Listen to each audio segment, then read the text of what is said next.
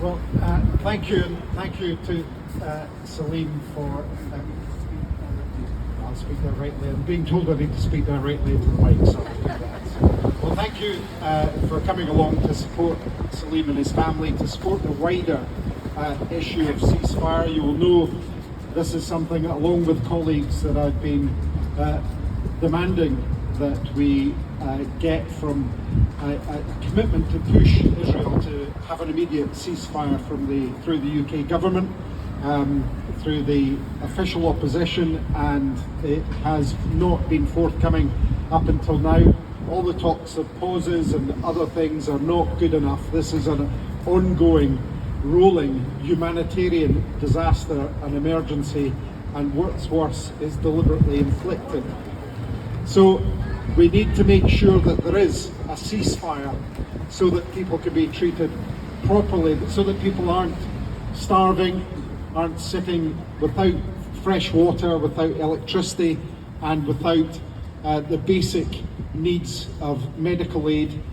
You know, the stories coming out of people having to endure operations without anaesthetic, without the materials required to make sure they're safe, are absolutely heartbreaking.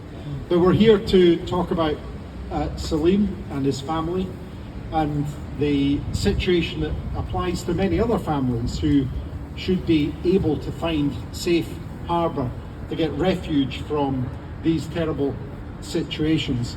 And when Salim has not been looking for, attention. When he first came to see me, I asked him, did he want me to do things publicly? And he said, no, can you work away quietly to see if we can get something done here? He didn't seek the attention, but as time has gone on, it's become essential to raise the case, to raise the awareness, to heighten that awareness. And I'm glad that he and his family have taken that courageous step to actually speak out about what is happening to them.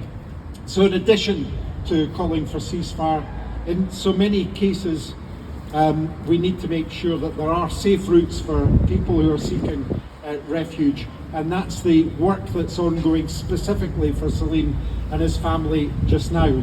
We have passed round a petition. I hope you're all able to sign that. It's going round just now, which is aimed at saying to the UK government they need to establish a mechanism with great urgency to make sure that there are safe routes. I've also raised this motion in the Parliament. It says that this House absolutely condemns the ongoing conflict in Gaza, further condemns the futile and tragic loss of life and the impact on all Palestinians, notes with specific concern the situation of Salim Gayada's 40 immediate family members who've been forced to abandon their homes in Gaza City and move to a tent city in Rafah with limited access to basic necessities including food, water, sanitation, and urges the UK government to take immediate action and create safe, viable routes for the family of British Palestinians to evacuate and seek safety in the UK.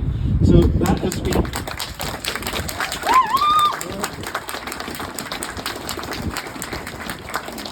has been lodged. It follows an earlier similar motion. It's already being signed by other parliamentarians, and I very much hope that that will gain traction.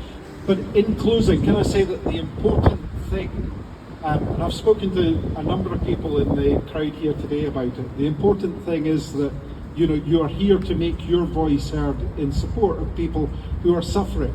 This is not a matter of taking sides. This is a matter of basic humanity, and people are not listening, and therefore it's really important your voice is heard. And I thank you all for your support for your humanity.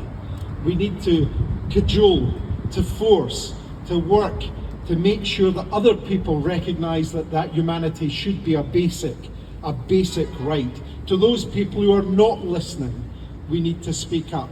To those people who are not taking action, we need to make sure that we're doing what we can to force them to take action. So thank you again, and we'll keep working to try and get this horrendous situation sorted out for those people who are suffering.